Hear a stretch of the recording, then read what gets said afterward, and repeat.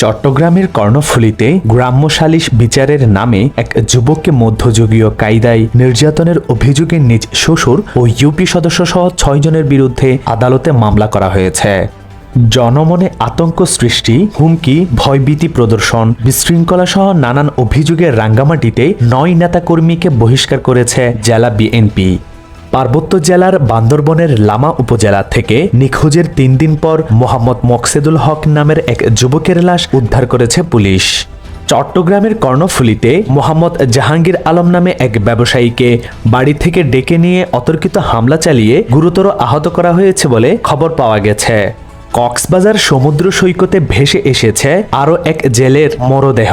রোববার ১৫ সেপ্টেম্বর সকাল ৬টার দিকে সৈকতের পশ্চিম কুতুবদিয়াপাড়া পয়েন্টে মরদেহটি ভেসে আসে।